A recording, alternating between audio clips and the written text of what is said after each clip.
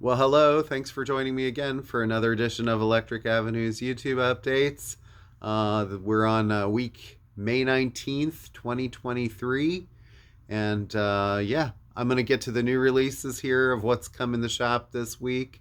So if you watch these videos, you've seen that. And then I'll go on to some things coming out in the future and have a little recommends corner somewhere near the end. Talk about a record that I really like and I recommend. And one note on that, I sort of like had some trepidation about doing those sorts of recommends or things that I enjoy and why I enjoy them because I just knew I'd be opening myself for criticism. And most people have been very kind and said, like, oh, that's a great record or I enjoy that or whatever. And of course, I had the one person who was like, I tried it and I didn't, it wasn't for me. I totally get that. Not everyone is going to like Robert Smith's Wailing or whatever. And I'm not trying to turn everybody on to the things that I like. So, and the other comment was sort of like, I don't like anything by that band after blah, blah, blah. Okay. um, yeah, so this is like a great sort of like personal sort of opening of my own kind of like psyche a little bit and what I've enjoyed throughout my lifetime. You don't have to like the same thing, so I'm okay with that. But all right, so let's get to today's new releases. I don't want to waste any more time. Miles Davis, Volume One. This is part of the Blue Note classic series that Kevin Gray at Coherent Audio has been remastering. This is a pretty cool one. It's got a lot of people on it: Art Blakey, Jackie McLean, Kenny Clark, J.J. Johnson. This was recorded early mid 50s. So if you like sort of like classic Miles, before he sort of got more, well, avant-garde in a way, I guess, or went through all his other phases. I mean, it certainly was the story of a life, wasn't it? Anyway, other jazz release that we just got: West Side Story. This is Andre Previn and his pals Shelly Manne and Red Mitchell. Um, this is on the Kraft uh, Records label, Contemporary Records Acoustic Sounds series. So they're doing them in conjunction with each other. All analog mastering from the original tapes by Bernie Grundman. Um, so, I think a lot of people sort of say, like, oh, Andre Previn, he's not really the top notch of jazz performers or whatever, but, he's a serviceable talent. And it's cool because I think Bernie sort of had some involvement in the original recordings of those, original mastering, and that's how long he's been doing it. So he wanted to go back and revisit them. So why not? Um, yeah. All right. So I guess this has already been out on streaming for a little while, and finally we're getting the vinyl. This is the new SZA, SOS. She is quite a formidable artist in the R&B sort of hip hop realm. Really enjoy her. Think she's great, and in a sort of like a field of a lot of sort of like sort of okay people, she really stands out, I think. And this album's highly anticipated. Her last album was selling quite a bit on the heels of the announcement of this and performances she's been giving. It actually does feature, of all people, Phoebe Bridgers from Boy Genius, and opening for Taylor Swift on her tour. Also features Travis Scott and Old Dirty Bastard. So I don't know. You can't really feature Old Dirty Bastard unless you're, excuse me, pulling old recordings, since he's been not with us for a long time. New album from Paul Simon, of all people, Seven Psalms. And Paul's in his, early 80s now, and there are seven songs on here, just like he said. They are, apparently, they sort of flow into each other a little bit. I have not heard anything from this yet, but Words and Music by Paul Simon. I mean, again, talk about a career that has just been so expansive. We would need several videos and dissertations on Paul Simon. I think Khruangbin and Friends live at Stubbs. Khruangbin, I don't know if I'm saying that right. I always kind of am like, is that right? Um, Very interesting Texan band, and this features some guests: Robert Ellis, Kelly Doyle, Ruben Moreno. Anyway, if you like this band, this is a cool offering from them. There's a few sort of like 2 3 minute tracks, and then on side two you get one that's like over almost 7 minutes, and one that's over 9 minutes long. So it's seems like a little bit of a stopgap between albums for them. This guy, I've been making records for 30 years now. Hard to believe. Dave Matthews Band. And this is Walk Around the Moon. The new album featuring Madman's Eyes is the first single listed here. This is the indie retail exclusive, limited edition clear vinyl. I think there might be other editions out there. Some of these artists that are big like this or have had big names use like multiple editions. I feel sort of conflicted by that because I like the fact that, there's kind of collectible versions, but at the same time, it really does kind of suck away the resources from all these other artists that could be getting their records made faster. So, all right, new EP from Ghost called Phantomime. This is on a limited edition tan vinyl for indie stores. And this, I believe, is cover songs again. They've kind of done these things before. But See No Evil, Jesus He Knows Me, as a Genesis song, Hanging Around, Phantom of the Opera, and We Don't Need Another Hero, which is a Tina Turner classic. So I kind of can't wait to hear this. But I sort of have liked a lot of Ghost's covers. I think they usually choose very well, even though like they're not necessarily always metal covers. I think a lot of people might anticipate that they would be something like that, but they're more open to other sorts of things. Very cool. Graham Nash and his new album now. Graham must be mid late 70s now, I suppose. He's kind of almost getting into that Paul Simon category, unless I don't know if he's an octogenarian yet. But anyway, close.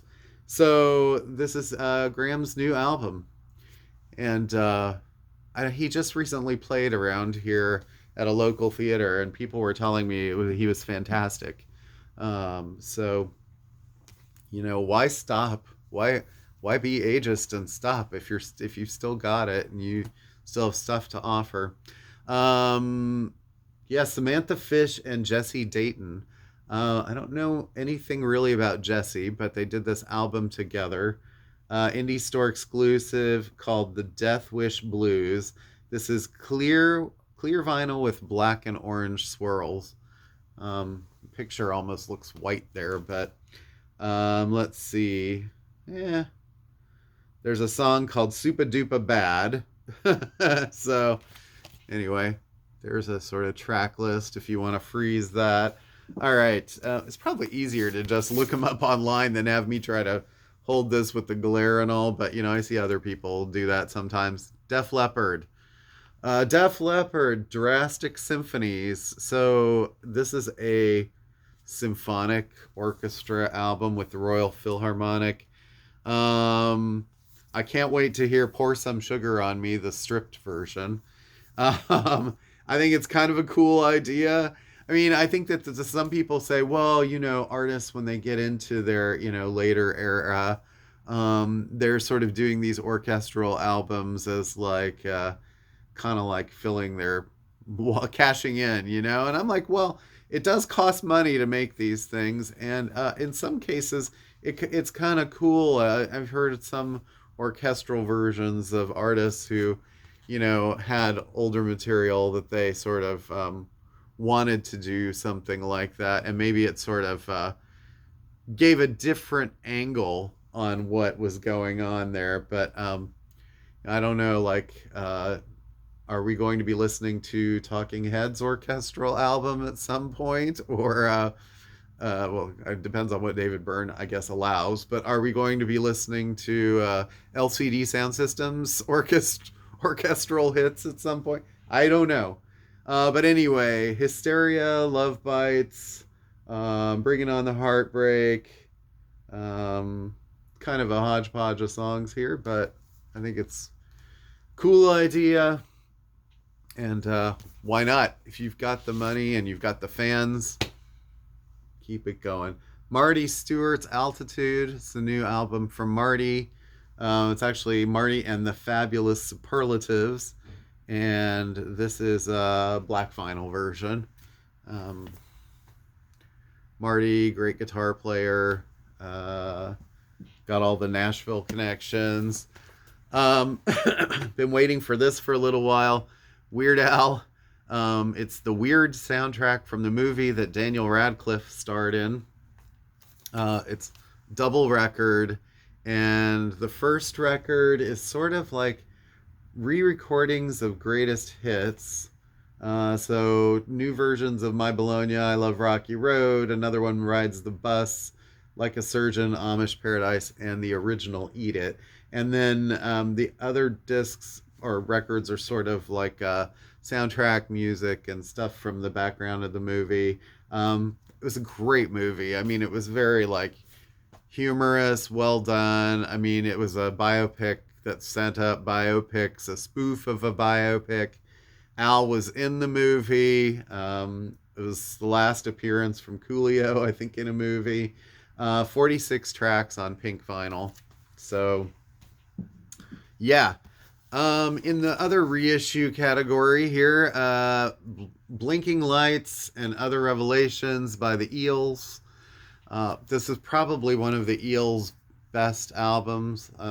Mark is an amazing writer and songwriter. This is actually a triple album because it was such a long, I think it was maybe a double CD to begin with. Yeah, and this is on purple vinyl. So, very nice. It's kind of a thick trifold thing. This features, well, the last song is called Things the Grandchildren Should Know. There's the track Whatever Happened to Soy Bomb. If any of you remember Soy Bomb, Bob Dylan remembers that. Theme for Pretty Girl That Makes You Believe God Exists. In the Yard Behind the Church, Marie Floating Over the Backyard, Son of a Bitch, Old Shit, New Shit. I mean, there's a lot of, yeah, really sort of a lot of purging of stuff there, but it's very, I mean, guy writes a lot. It's very great. Big Star. Big Star. This is the RSD Essentials version of the first album. It had been reissued by Kraft recently, and I believe this might actually be, if I can take a leap here, I think it probably is the same mastering, like the same plates, and possibly like, I mean, this feels like the same jacket too. It's kind of thick and sort of like, more heavy cardstock. RSD Essential 28 is the number one record by Big Star. Metallic gold with purple smoke vinyl, so it is color. I don't know if you can see that, but okay. Motion City Soundtrack reissue of I Am the Movie. Sort of a great sort of like rock reissue. I guess emo would be the category a little bit. Yeah. There's actually a vinyl bonus track called 1,000 Paper Cranes. So that may be of interest to some people who are kind of like the Epitaph releases. Juice WRLD, Goodbye and Good Riddance. Well, this is a 5th anniversary reissue. I think because they added a second record of material, you probably can't see that at all. And then, yeah, there's like remix and extra tracks. And then I think it might be color vinyl. I'm not really sure. There's nothing on it to indicate it, except it is, you can tell it's double vinyl as opposed to a single. And it's more expensive. So I wish they put stickers on those things so you knew what they were. Ice Cube's Predator gets a reissue here. This is Def Jam, Priority, Interscope, and Virgin, sort of all paired together to do that.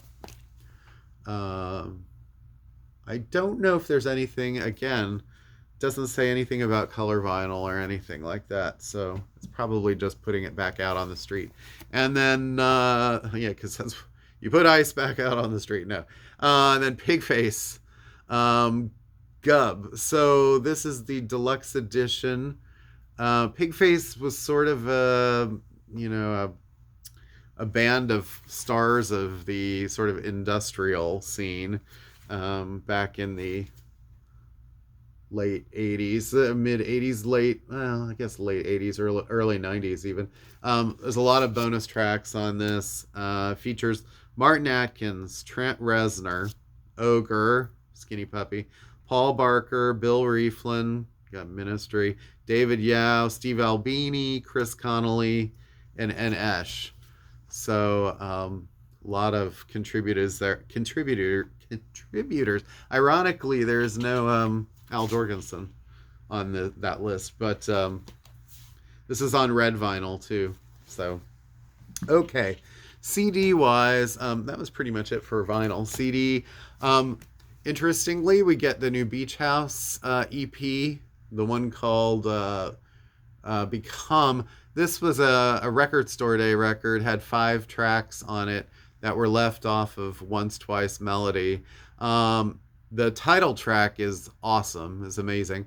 It's interesting because I feel like the songs maybe also they didn't necessarily fit sonically with that album, so it was probably a good thing they left them off. But if you put them together, that's 23 songs. That was a lot of songs that they recorded for that record. And I don't know if I would have gotten rid of any of them, honestly. They're all great. Kesha, her new CD is called Gag Order. If you've been following Kesha's career and what's been going on there, you'll know what Gag Order is referring to. There is a Ram Dass interlude on here. Okay. I'm sure there's a lot to say. Brandi Clark, her new CD, self-titled Brandi Clark, featuring Brandi Carlile, Derek Trucks, and Lucius. So she kind of hangs with that group of people. One that I think is coming in on vinyl soon, we just haven't gotten it yet. Milk Carton Kids, their new record CD, I Only See the Moon. I was really impressed with Milk Carton Kids a few years ago when they appeared in that movie, and someone's gonna put it up there, what it's called, I can't remember, but it was the one with T-Bone Burnett getting all of the artists together to sing Bob Dylan lyrics that had not been made into songs. And I just remember Milk Carton Kids sounding sort of like the Everly Brothers, and Marcus Mumford crying in the corner because they were so beautifully haunting. Their performance was great. Raul Malo, Say Less, and this is also coming on vinyl. I'm not sure why it hasn't arrived yet. There's a couple of tracks with the Mavericks, of which he is usually the lead singer, but this is a instrumental album. He sort of wanted to do something that showed off more of his guitar playing, so that's what that is. Whoa, good catch. Tan Lines, Big Mess. See, CDs are a lot lighter than records. They just kind of go flying. This is the first Tan Lines record in like 6 years. I don't know necessarily what it sounds like. Their last one kind of straddled the line between organic and sort of dancey, but I'm not sure. I have no idea where they're at right now because it's been so long. Have to check it out. Dave McMurray, This is the second in what's, I guess, going to be a series of Grateful Dead covers albums. He's a jazz saxophonist. And this one features playing in the band China Cat Sunflower, Birdsong, To Lay Me Down, Truckin'. Guests include Jamie Johnson, Bob James on 2 tracks, and Oteil Burbridge. Yeah.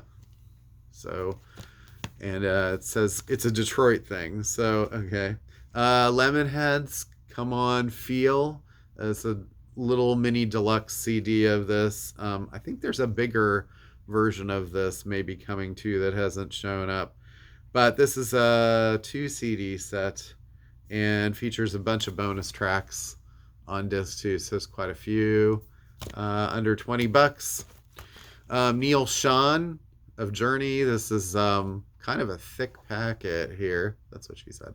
Of 3 looks like, I think this is like 3 CDs and then maybe like a Blu-ray and a DVD. I don't know. It's a lot of Neil, and they're all live performances with Greg Raleigh, and a lot of Journey songs and some Santana songs. I see Black Magic Woman, Oye Como Va, Don't Stop Believing Any Way You Want It. So if you're following Neil sort of outside Journey because you can't stand the drama that's going on here right now between him and Jonathan Cain. And Samara Joy, she actually won Best New Artist at the Grammys this year. Jazz singer, excellent. She's totally a throwback to like Billy and Ella. And this is the deluxe version of her album that she won for, and it features many guest vocals from a guy, Gerald Clayton. It's like a duo version. Well, I don't know if he's vocal, but he's featured on many songs with her. Okay. Let's see. Albums that are coming up in the near future. So next week is the end of the month, which is May 26th. Then we're talking about Memorial Day weekend. And typically that's a lighter week. There's a fair amount of stuff. You probably see some on the board here, but Arlo Parks and Sparks are both releasing albums. So is Rhyme. I'm looking forward to both of them. And Sparks, The Girl Is Crying in Her Latte, is going to be kind of a fun record. I mean, gosh, those guys have been doing it for about 50 years now, maybe longer. Jack Harlow, his album, or I guess it's sort of a mini album or EP. Matchbox 20 is a new record. Steely Dan, Countdown to Ecstasy, is being reissued. Stone Temple Pilots Purple is being reissued as a clear vinyl, I believe, for that Atlantic 75th series. There's a live Carole King coming out. Stan Getz and Charlie Bird, their Jazz Samba album, is coming out on Verve Acoustic Sounds. And Thelonious Monk and John Coltrane, their reissue on Craft Recordings, the OJC series. That is also coming out.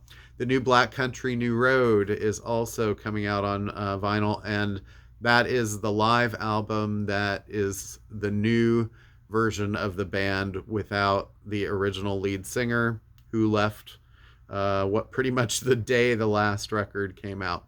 So there's a lot of reissues that day. I'm not going to go into like everything. I just give you the highlights.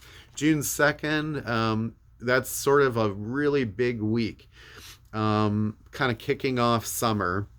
We've got the Foo Fighters' new album, Bob Dylan's live record, De La Soul Stakes is High reissue, Roger Waters' live album, Rancid has a new record, Norah Jones' reissue of Little Broken Hearts, Jake Shear's Rival Sons. There's a Black Sabbath box set, the live one that Dio was involved with. Tanya Tucker, Proto Martyr, Avenged Sevenfold, Rufus Wainwright, Ben Harper, lots of stuff. Noel Gallagher, Ben Folds, Cowboy Junkies, Two Tone Poets, Donald Byrd and McCoy Tyner, are both that day. So, yeah, I would plan on June 2nd being kind of a big day. I didn't even mention Kenny Rogers there, did I? Proto Martyr, Baxter Dury, a Jack Johnson dub record, lots. June 9th kind of is a continuation of that, maybe not quite as big, but Jason Isbell, Jenny Lewis, Janelle Monáe, King Cruel. There's a couple of deluxe versions of Alice Cooper records. Niall Horan, Tears for Fears have a reissue on vinyl of their first album. Simply Red, Extreme, James live with an orchestra, Milky Chance, Alive My Morning Jacket. Just sort of rattling these off for you because there are a lot. So that's June 9th. June 16th. I hope you've got your pencils and you're writing quickly. You're going to be pause, pause, pause. Queens of the Stone Age is the big one that day, I think. Not as much that day. There's some more sort of like kind of in between things. Some Bright Eyes reissues. Blue Note classics from Madlib and Robert Glasper. There's a Pet Shop Boys box set that's greatest hits.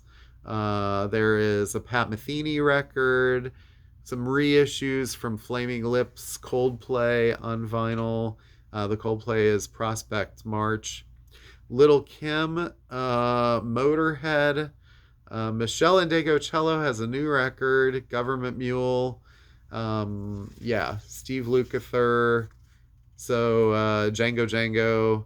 And Craft Recordings that day, Leroy Vinegar is, I think I sang that right, is a jazz reissue. Oh, and Drive By Truckers, The Complete Dirty South. So those are June 16th. June 23rd.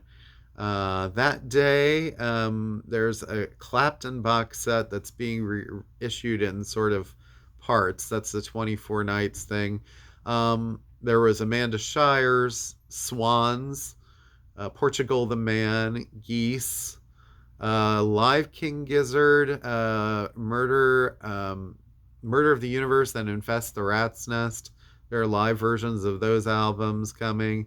Watson Twins, Jason Mraz, McCoy Tyner, Montreux, Little Feat Sailing Shoes box set, Sonny Rollins Contemporary Records box set, Ani DeFranco, Billie Holiday, yeah, Jennifer Lopez. All right. Oh, and there's a Charlie Mingus box set too. June 30th. Let's see. We have Nico Case, Lucinda Williams, and that features her duet with Bruce Springsteen. Bill Evans, a reissue. I think Waltz for Debbie. It's one of the Concord Jazz series. Fish. There's a couple of Fish reissues coming on vinyl. Farmhouse, I believe, is maybe one of them that I saw. Grateful Dead. There's an RFK Stadium, and that looks to be just CD for right now for retail. I'm not really sure what the vinyl story is on that. There's a Frank Zappa, The Hue, Anderson, Bruford, Wakeman, and Howe on vinyl, Marianne Faithfull reissues, John Mellencamp, and Graveyard. Yeah, so that kind of takes you up through June. I mean, and there is probably going to be, will probably be a lot more things getting dropped in there all the time. So just be on the lookout for that stuff. All right. I was speaking to a friend the other day, and he said, "Oh, I'm enjoying your little like recommends corner. You could probably turn that into your own separate videos, and that might be a good idea. I may be doing that for the future." And so anyway, I've been trying to pick things so far that we have in the store to sell, and not necessarily things that you have to go to Discogs to search out that are out of print. I don't have many of these sometimes, but I'm kind of picking things that I know really resonated with me, or I loved for some reason and still love to this day. And Yeah, so and I'm trying not to always pick the things that everyone else picks. I mean, these are great critically acclaimed albums usually, but maybe not the ones that get talked about first all the time. So this week, which is the third time I've done one, I'm picking Goldfrapp and the album Felt Mountain. You can kind of see from the cover, it's quite evocative. And this came out September 11th, 2000, so exactly a year before that infamous date. And you see her new record right here. And this is featured under Alison Goldfrapp. So her musical partner for the last 20 years, Will Gregory, who was with her on this album, is no longer a part of it with this album. Basically, he's sort of taken time off, and she brought in Richard X, who's a uh, great electronic producer.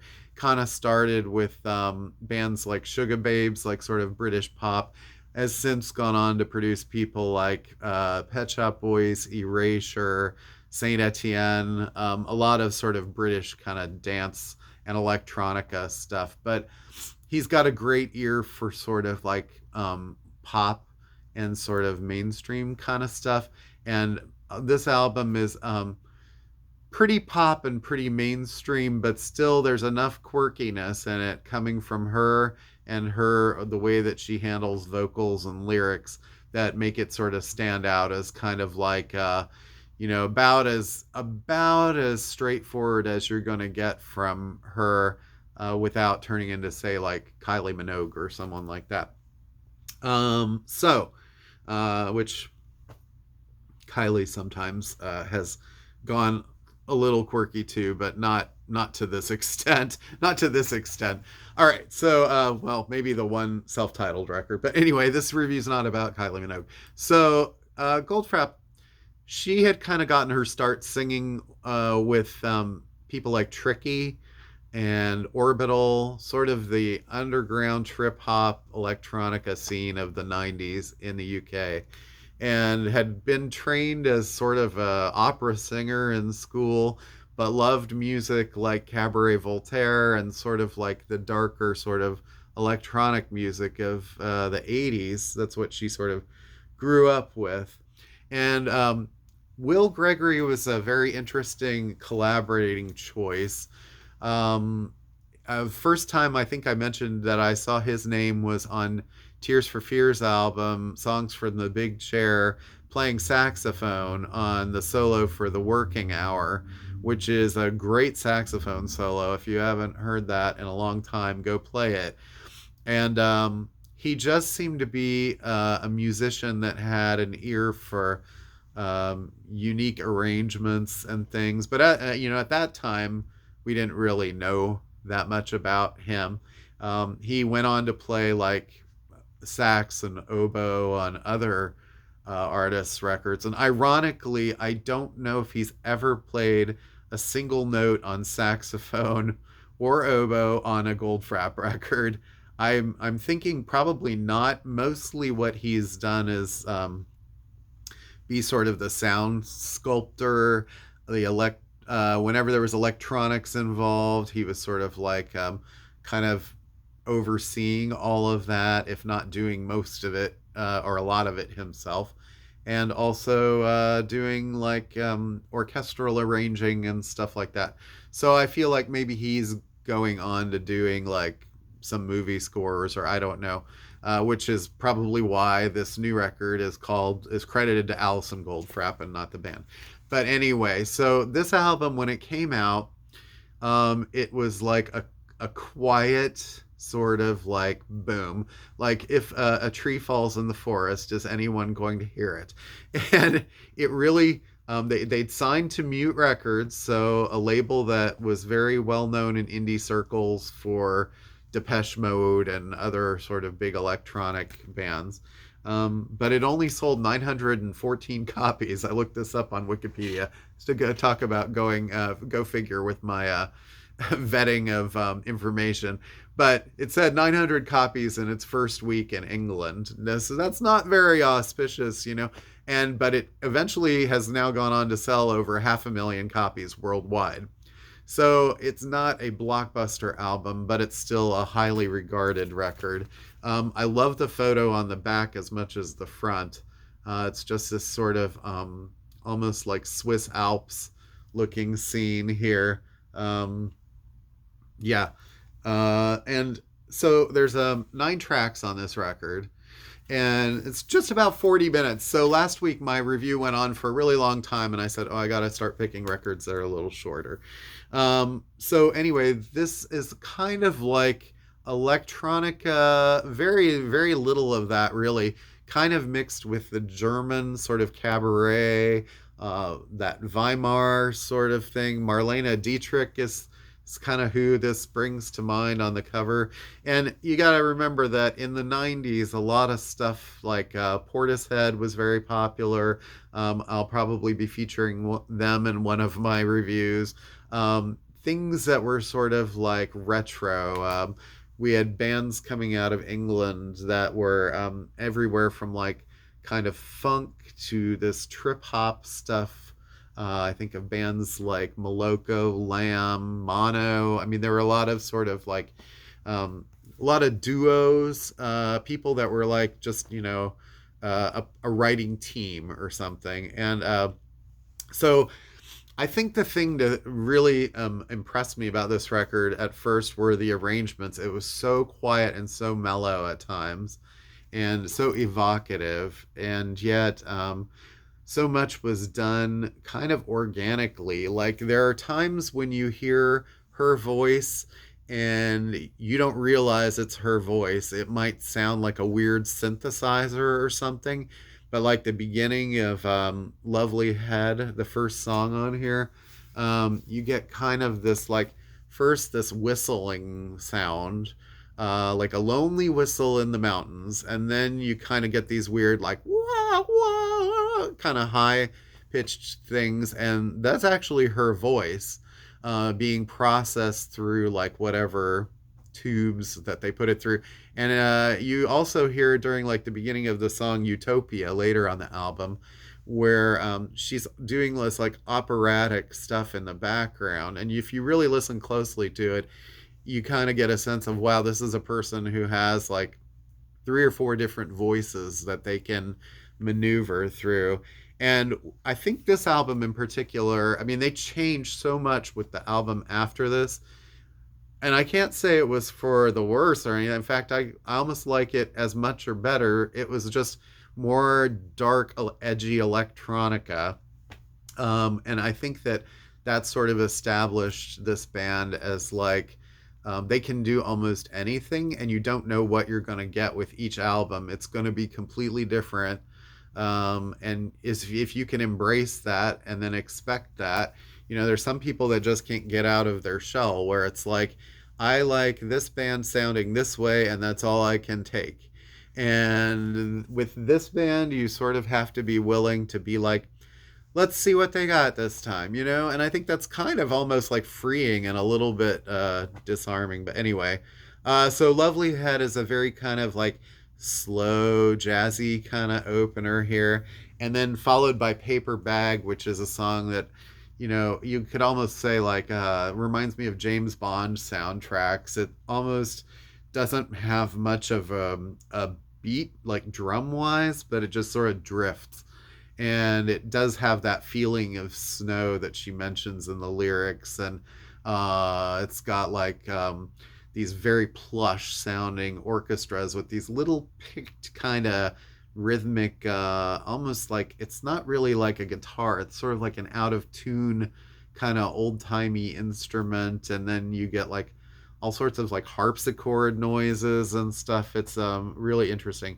Human, the third song, is probably the one that sounds the most like an old Shirley Bassey, James Bond type thing with these pops of like horn solos and things like that, and these weird kind of like electronic noodles and stuff in there. There's a lot of theremin on this record. Almost any kind of weird instrument or that was being used a lot in trip hop music was used on this. Pilots, the fourth song, is again very sort of like retro 60s kind of like almost futuristic, but we're already in the future. So it's kind of a mix of like looking to the past and seeing what they would have viewed the future as. And then Deer Stop finishes side A, and that track is does not have a lot of lyrics, and it's got a lot of more just sort of like it's a moody piece of music. This is an album that was not necessarily constructed to have every song be a banger and be like selling so much, like for each, we got to hit, each song has to be downloaded da da da or streamed how many times for maximum listening. And maybe they sort of got a little wise with the second record and became a little more commercial, and so that kind of probably helped. That you sort of have to make at some point, I think, some kind of financial concession if you're going to keep making music, and so that's what they did. Side two of this album features 4 tracks. It seems a little more brief in a way, but they all kind of add to the whole overall feeling of this record, which I think this image is a great image for depicting what this feels like. Side 2 begins with Felt Mountain, which is, again, a very sort of evocative, kind of like not very thick on lyrics. And then Oompa Radar, which is definitely kind of an oompa type song. You get this feeling of like, I'm here in the German or Swiss mountains or whatever, and it's got a oom papa rhythm kind of thing. It has these interesting stops and starts, and it's very super dramatic. Followed by my favorite track on the album, Utopia, which is a song that they did perform on late night TV in the US, and it kind of foreshadowed what the next album, Black Cherry, was going to be like, which was a little more sort of electronic driven. But that's the album or the song that features the chorus, Fascist Baby, Utopia, Utopia. And basically she's describing this scene of like, I want to be sort of mind controlled, and I want to be sort of, and it's a very like kind of dark, sarcastic sort of take on it, but there's not a lot of lyrics again. I love verse 2 where she says, my dog needs new ears, make his eyes see forever, make him live like me again and again. And then it kind of swells into this like electronic orchestral sort of like it's kind of at a point in the album where you're not expecting new ideas so much, because you've been kind of put in this like very kind of almost retro type of world, and then you get sort of retro futurism, and then it ends with the track Horse Tears, which is one of probably the saddest ending tracks of an album. It's just very haunting, and there's very spare piano there, and again, more of her sort of like interesting vocalizing. She has quite a range. She can do these super high sort of soprano things, and then really kind of get into her alto sort of chest voice, and kind of a lot of breathy singing. I think one other thing too to mention about her singing, I feel like she was so influenced by Elizabeth Fraser, Kate Bush also, but Elizabeth Fraser of Cocteau Twins, and I will probably have a Cocteau Twins in one of my upcoming reviews shortly. But there's a certain kind of vocalizing that she's doing on this record, started it, and it's really been throughout Goldfrapp's career, even somewhat on the new record, where she almost refuses to speak in precise diction, so you can hear every word. It's a lot of sort of almost like they're kind of trying to obfuscate what, you know, if you kind of do that with your singing style, it drives choir directors crazy because they like being able to hear every single word and every syllable. And it really makes you, as a listener, if you don't have the lyrics in front of you, you either kind of create your own lyrical interpretation of it, or it makes you want to search out what the lyrics are. And I think many times they did not print the lyrics in their albums. So that kind of thank God for the internet, right? And then you just hope that the internet is right. But so anyway, I highly recommend that record if you want something that's like a moodier version of something from someone like this. But it's kind of an album to put on and sort of de-stress from the world a little bit and take you into another sort of imaginary mental realm. So hard to believe it's 23 years old. I don't know if you'll be seeing them on the Rock and Roll Hall of Fame list anytime soon. But, that album was nominated for the Mercury Prize in England.